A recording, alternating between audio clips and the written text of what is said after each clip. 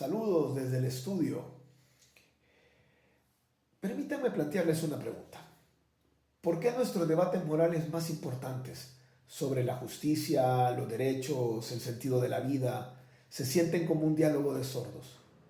¿Por qué, a pesar de usar un lenguaje de razón y de mucha lógica aparente, nuestras discusiones terminan en un griterío de sentimientos y voluntades enfrentadas?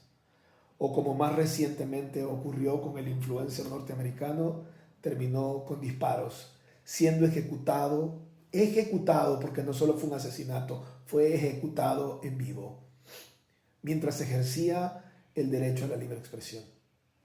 Y es más triste aún dos cosas, me parecen a mí. La primera, él no tenía ningún poder ejecutor de sus ideas, él solo planteaba ideas y las defendía muy bien. Y parece ser que al no poder contraargumentar con ideas, tuvieron que contraargumentar con un disparo. Y lo más triste también, lo segundo, es ver cómo mucha gente se alegra de un asesinato de ese tipo. Justificamos la violencia. Así es que nuestras discusiones aparentemente terminan así. Ahora ya no solo terminan en gritos y en golpes, sino terminan en ejecuciones. Hay un filósofo escocés muy brillante, se llama Alasdair MacIntyre, que propuso una respuesta. Él plantea una hipótesis muy lúcida.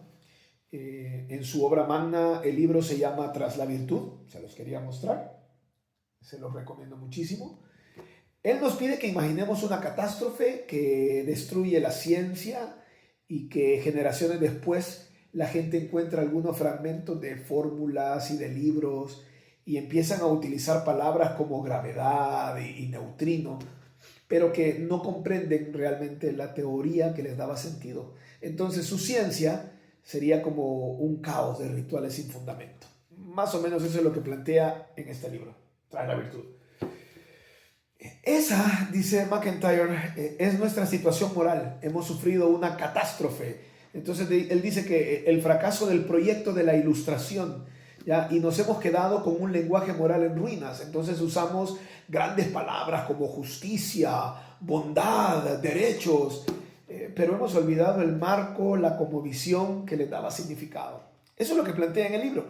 Y el resultado es lo que él llama emotivismo. Nuestros debates morales, aunque parezcan muy racionales, son en realidad una guerra de emociones.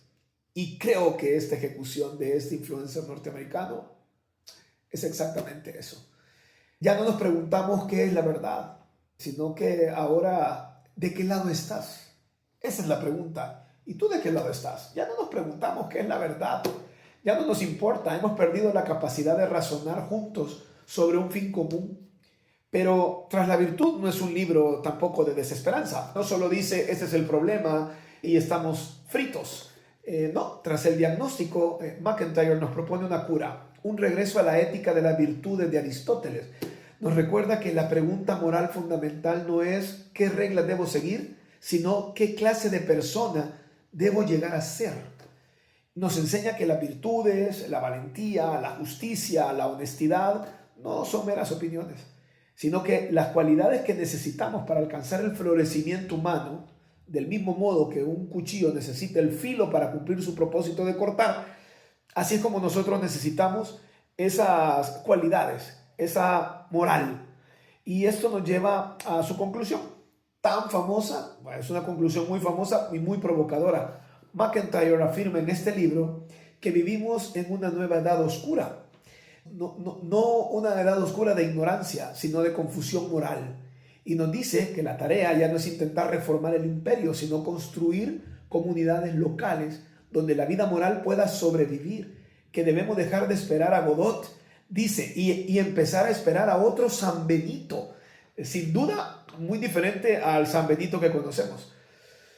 No es una llamada a huir a los monasterios, no es eso lo que propone este libro, es una llamada a la acción, a construir familias, escuelas, comunidades y amistades que se conviertan en arcas, en fortalezas de la virtud en medio de este diluvio. Este diluvio que ya no solo es de emociones desgarradas, donde yo lloro y me muestro frustrado porque no piensan como yo, sino que ahora estoy dispuesto a agarrar un rifle y disparar y ejecutar a alguien porque no piensa como yo. Si desean comprender la raíz de nuestro desorden actual y la senda para reconstruir un lenguaje moral con sentido, que cuando hablemos de justicia, cuando hablemos de moralidad, que tengamos esa como visión clara, la lectura detrás de la virtud no es una opción, es una necesidad. Gracias por su tiempo.